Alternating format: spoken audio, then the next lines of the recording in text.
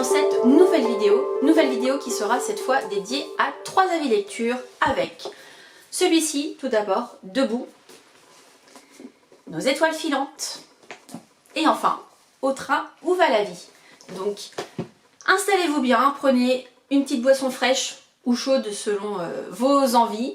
Et puis c'est parti pour vous délivrer donc mes avis sur ces 3 livres. Je commence tout d'abord par celui-ci, Debout, aux éditions du Rocher. Alors je vais volontairement pas prononcer le nom de famille le nom de famille justement de la famille qui a écrit ce livre parce que j'ai peur de mal le prononcer, donc je m'en excuse.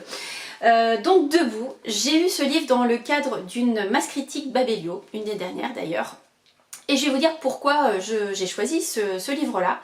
En fait c'est tout simple, moi j'aime bien regarder chaque année Roland Garros. Et il se trouve que Cléo et sa maman Delphine sont venues pour témoigner. Et je me suis dit que je voulais en découvrir plus sur cette famille, les messages en fait qu'ils avaient portés ou qu'ils portaient encore. Et donc ce livre-là commence tout d'abord par je dirais le retour de vacances. Voilà, d'une famille unie, ils sont 5, voilà, il y a 2 frères, une sœur, des parents qui profitent de leurs vacances. Mais il se trouve qu'il y a quelques années, ils ont été, tout a été bouleversé en fait dans cet équilibre de famille à cause d'un accident qui s'est passé et qui s'est passé en fait quand Cléo était toute petite avec sa maman. Elles étaient en train de faire le marché dans leur ville et il y a une personne qui les a percutés. Il se trouve qu'il y avait aussi un des 2 frères qui était avec elle. Heureusement pour lui, il n'a pas été touché, mais vous allez voir qu'il a été touché différemment. Et donc c'est l'histoire de Delphine et Cléo qui ont été amputées. Donc Cléo, elle a une jambe entière et sa maman une partie de sa jambe. Et en fait, ce séisme, clairement, cet événement, j'irais a éclaboussé tout le monde. Certes, Delphine et Cléo ont été percutées, elles, et elles ont des conséquences physiques. Mais il se trouve que la famille, même le petit frère qui était avec elle, plus le grand frère et le papa, ils ont tous eu des conséquences suite à cet événement. Dans ce livre, on va avoir justement le témoignage de cette famille. Ils vont chacun prendre la parole pour témoigner de ce qu'ils ont vécu, de leurs ressentis, des fois des doutes, de la colère, du travail par rapport au papa qui a essayé de mener la barque tout le temps, de tenir à bout de bras. Et puis il se trouve que des fois il y a des choses qui se passent et qui sont très dures. Donc il y a beaucoup d'émotions aussi parce que je trouve qu'ils transmettent tous, que ce soit chaque membre de la famille transmet en fait des messages forts. Voilà, ça appartient qu'à eux. Je pense que tant qu'on n'a pas vécu quelque chose de ce style-là, on ne peut pas dire quoi que ce soit. Et j'ai trouvé ça très fort, j'ai trouvé ça très beau, très courageux de parler de tout ça, de leur ressenti, parce que c'est vrai que c'est très intime. Et donc le fait de le délivrer, de le partager dans un livre, j'admire en tout cas. Et aussi ce livre, et le lien avec Roland Garros, c'est que Cléo, qui pensait pas forcément faire de sport ou autre, finalement a fait une rencontre, donc qui est Pauline, qui a écrit justement la préface, qui est une athlète en tennis fauteuil qui a participé au JO de Paris l'année dernière. Et donc Cléo a fait la rencontre de Pauline et ça a été une très belle rencontre et surtout une découverte de ce sport, d'où la présence de Cléo justement à Roland Garros pour parler justement de ce sport, de son sport, sa passion maintenant.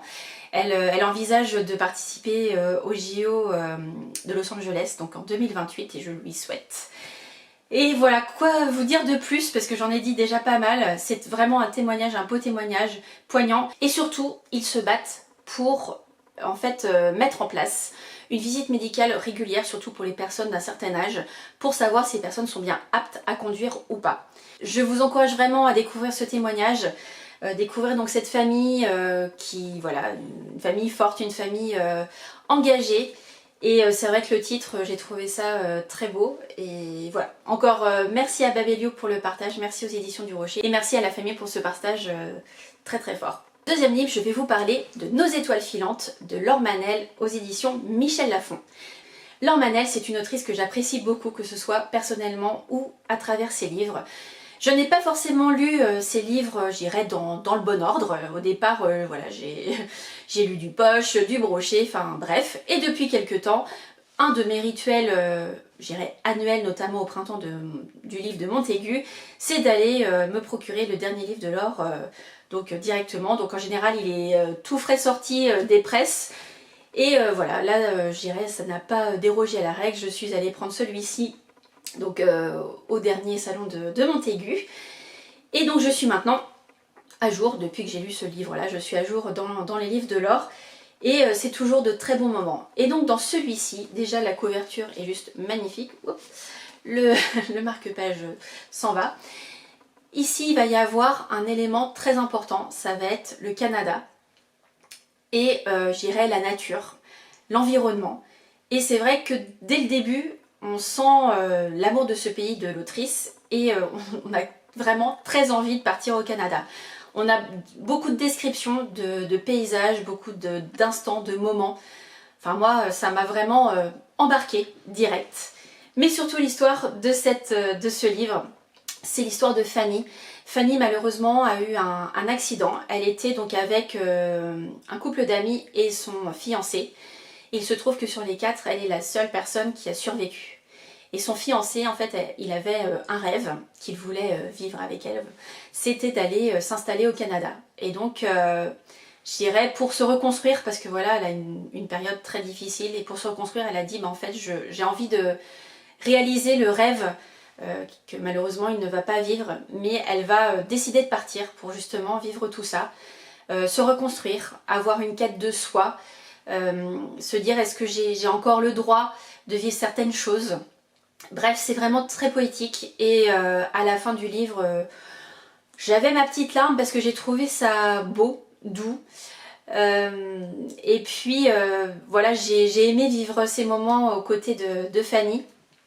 Et surtout ces moments voilà, avec tous les personnages qu'elle va rencontrer au Canada. Et c'est vrai que ça m'a donné envie d'aller là-bas, découvrir et de voir, je dirais, ces immensités par moi-même, que ce soit les forêts, l'océan, les baleines ou autres.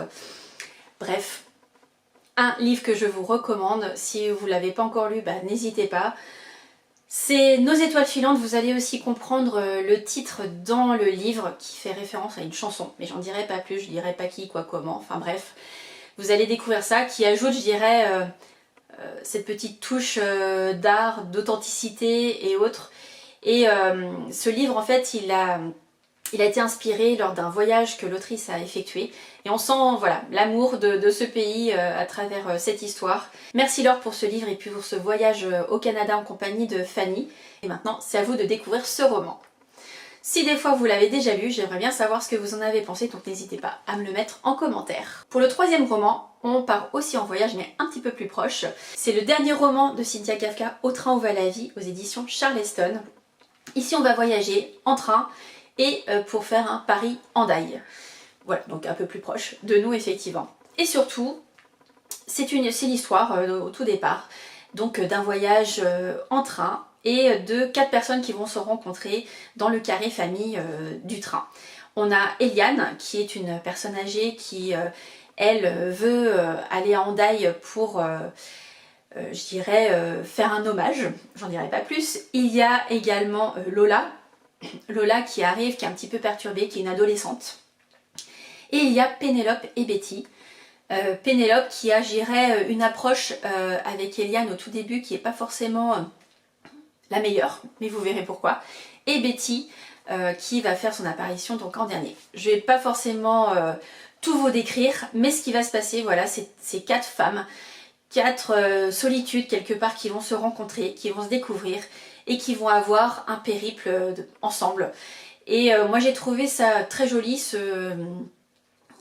cette histoire avec, il y a toujours de l'humour, il y a des liens très forts qui vont se tisser entre ces 4 personnes. Et voilà, je ne veux pas trop en dire parce que c'est un livre qui est quand même assez court, qui se dévore littéralement. Et puis c'est à vous en fait de découvrir tous ces personnages pour justement partir, enfin voilà, voyager de Paris à Hendaye. Et vous allez voir, il y a vraiment des choses, des petits rebondissements, des petits éléments voilà, qui vont qui sont sympas. Bref, un roman qui vous fait du bien et surtout si vous ne l'avez pas encore acheté pour cet été, n'hésitez plus. Je vous laisse ici pour cette vidéo. Je vous donne rendez-vous la semaine prochaine pour 3 nouveaux avis lecture. Et puis en attendant, comme d'habitude, n'hésitez pas à mettre un petit pouce vers le haut, un commentaire, n'hésitez pas à me dire voilà quelle est votre lecture en cours ou votre lecture de l'été. Aussi, si vous avez prévu une palle, voilà combien de livres vous allez emmener dans vos valises ou alors combien vous en avez prévu de lire, parce que voilà, tout le monde ne part pas forcément l'été, mais des fois, voilà, d'être chez soi, on se prévoit une petite pile à lire de l'été, donc n'hésitez pas à me citer quelques livres dont vous avez envie. Et donc, je vais vous souhaiter de très bonnes lectures, de très bons moments, et je vous dis à très bientôt. Ciao!